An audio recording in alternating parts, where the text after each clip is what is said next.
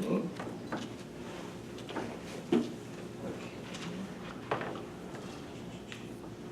Okay, well, thank you for that nice introduction, and it's an honor to be here, and I'm very excited to hear the discussion afterwards. So I'm going to present the first paper from my dissertation. For my dissertation, I'm studying hiring at a company, a Silicon Valley company, a high-tech company. It's a mid-sized company. I can't really say the name, but you might have heard of it. And I got this access to all this data, which was amazing for a doctoral candidate. And it's funny, the first thing I really wanted to study going in there, because I came from a race ethnicity background, was to study the lack of blacks and Hispanics in the hiring process, and the lack of blacks and Hispanics in engineering. But when I got there, I realized, the biggest issue in tech is gender, is obviously the lack of women in these engineering roles. This is what everyone's talking about. This is what all these companies want to hire. They want to hire more women. So it became the first paper out of the dissertation. And the paper is entitled Gendered Pathways to Hire and the Myth of Gender Equality in Hiring. And I'll explain what that all means in a moment. Okay. So what do we know about gender in hiring and how employers do pick who's going to work for them? We know that people in general have expectations for men and women, right? We just expect them to be different. These are legit just like gender stereotypes, right? Men are expected to be more competent. They're expected to be more confident. Women are expected to be less competent. Now these are all stereotypes. They're not true, right? But this is just what people expect. But they're expected to also be more interpersonally warm. I'm talking about women, right? Now we know from a ton of experimental work that these gender expectations that people have and employers have lead to different outcomes for men and women, right? We know that there's a penalty in the hiring process for women because employers have these stereotypes in their head, and they're very, very powerful. In fact, in a lot of experimental studies, men and women can perform literally identical, but just given these expectations, they could be seen as performing differently, right? But I did want to draw your attention to some interesting trends in high tech in particular. One is that, over time there has been more women entering these masculine type jobs, right? So there are more women being hired by these employers.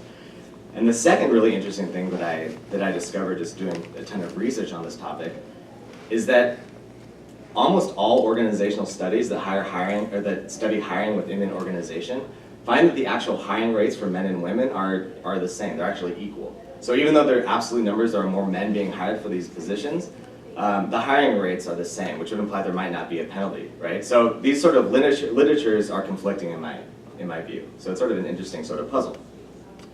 So in this paper I ask, instead of asking, why aren't employers hiring women to masculine type positions such as engineering, I'm changing the topic to ask, why are employers hiring women to masculine type positions? Are the processes different?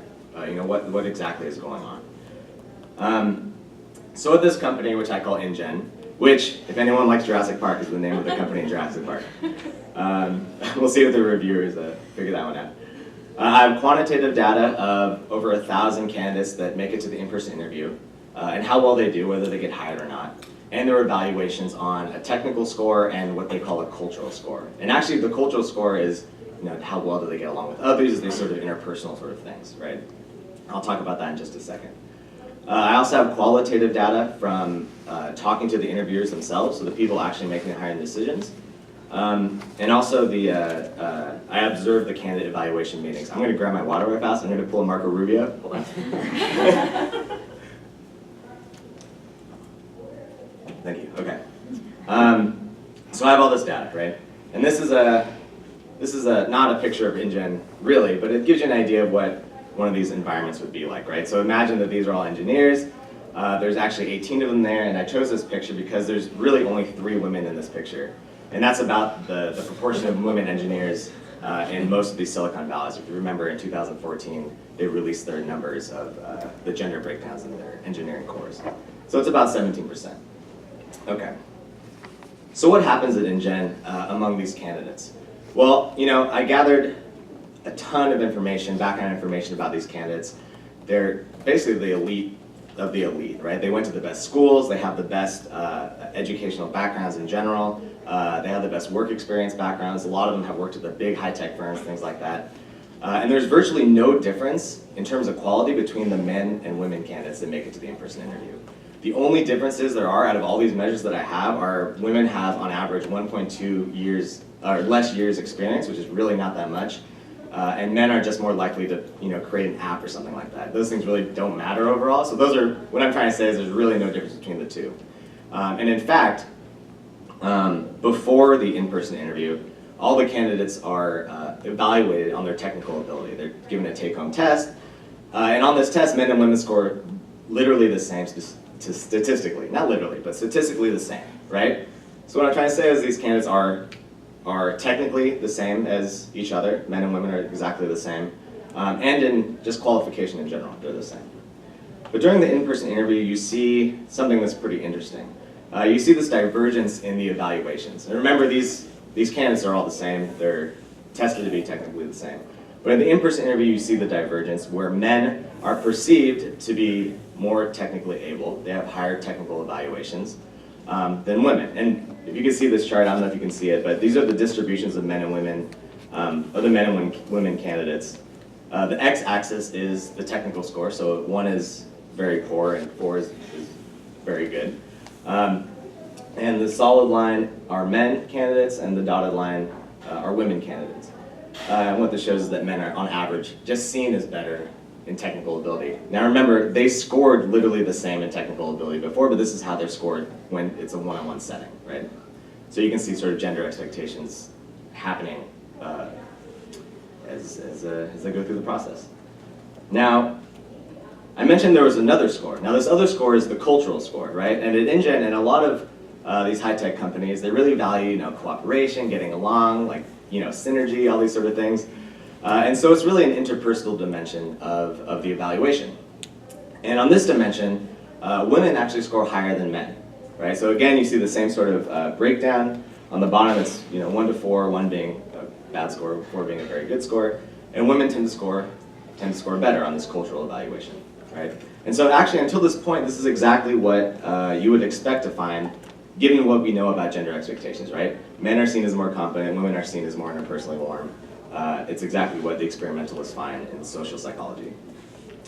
But what that canonical account that I've set up would suggest is that there would be this penalty for women candidates, right? They're seen as less competent. That should lead employers to not hire them when it comes down to the hiring decision. But what I find at InGen is that actually men and women are hired at exactly the same rate. Not exactly, but statistically exactly the same rate. About 28% of men and women are hired for these engineering positions. So what I argue is actually happening in these companies is that employers are hiring men and women, even to the same position, but for gendered reasons based on gendered stereotypes, right? Men are hired because they're seen as more competent, more technically able, but women are hired because they're seen as more, interpersonally warm and these sort of things, right? And so the processes are actually different for men and women going into these companies. And I'm going to talk to you about why this is actually a very terrible thing, right? And also that I'm not trying to say that women are literally less technically able. In fact, it's quite the opposite. They're expected to be less technically able, and these are stereotypes that just come out, and that's how they're scored. And I go into that into the paper. So I'm going to show you 2 pieces of information to back up this compensation story.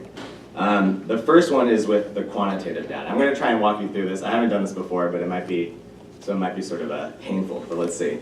So this figure shows the magnitude and significance of the effect of being a woman candidate on receiving an offer, right? So there are 3 different models. The first model includes all those controls that I talked about: education, work experience, even how they were recruited into the company. And as you can see, there just is no effect of being a woman candidate.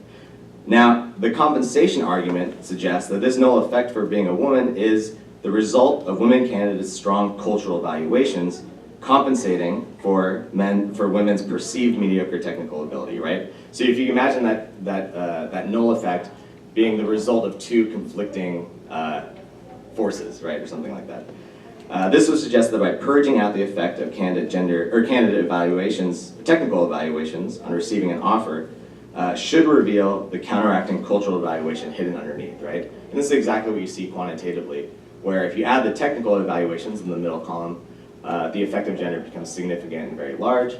And then that is then explained by the addition of the cultural effect, which reduces and returns that effect to insignificance. I don't know if that makes any sense to you, but it sort of shows quantitatively that there is that compensation going on. But what's a lot better to talk about is actually the qualitative data. So, you see this compensation all the time in the hiring situation, right? When employers have to decide whether to hire candidates, they have to sort of rationalize why they're going to do it to everyone else in the meeting. This is an evaluation meeting notes that were actually written by a hiring manager, justifying the reasons why he was hiring one female candidate. And he says, everyone likes Emma's energy and enthusiasm. 3s and 4s on cultural fit. Technical, she was good, although she does lack depth of experience in some areas. I had to think long and hard about it. I thought we should make her an offer. I talked to the other hiring managers about this type of situation before, and it turned out well in other circumstances. So the first thing I want you to notice is that this compensation is happening, right? She's seen as more interpersonally warm, but less technically competent, and there's that compensation that results in a hire, right? He's literally spelling it out. The second thing that I wanted you to notice is that this process is legitimate at the company, right? So this was a new hiring manager, and he wasn't sure if this is the proper thing to do, so he talks to the other hiring managers and like, yeah, this is fine, this is what we do. So it's a legitimate process within the company. Okay, so I'm going to step back really fast and talk about why do we care about this? Why would we care if men and women follow different processes to get to the same place, right? Well, we know that once men and women enter these organizations, especially for technical positions, they follow very different career paths, right? Men are more likely to go into more technical roles. They're more likely to have positions of more authority later on. They're less likely to drop out, right? Women follow the opposite sort of path, so there's a very divergent path for these technical positions. Now, men and women enter organizations for different reasons. You can just imagine these gender expectations imprinted on these people the moment they enter an organization. They're literally hired for different reasons, right? And so that imprinting of gender expectations at the point of hire could lead to these gender career paths that we see, right? So, and I do want to emphasize, because I often get feedback, especially from my mom that reads this paper. She's like, I don't like that you say that women are less technically able. I'm not saying that. I'm saying that evaluators are very influenced by stereotypes, right? And I do make a big point in the paper that says, everyone is the same in technical ability before the in-person interview. So, just want to get that out there. So in sociology, at least, especially in hiring studies, a lot of scholars have started moving beyond gender and hiring. They've seen these studies that over and over again show that if you look at the hiring rates, men and women are being hired at the same rate. So, what's there to say about gender and hiring? In fact, this is a famous study in 2000. They surveyed all the studies at the time, and they said, women have achieved equality with men in the hiring process. And so scholars are now looking at promotion rates and salaries and things like that. And I didn't find any evidence to prove that hiring rates are different, right? But what I think I do show is that if you just look underneath the surface just a little bit, right, and you look at the processes by which people are getting hired in these companies, gender is a huge deal, right? It changes how we perceive other people, it changes our expectations for how they're going to do, and because of that, people are getting hired for slightly different reasons, right? And this could have major impacts later down the line when you talk about gendering of career paths. So that's about it. Thank you.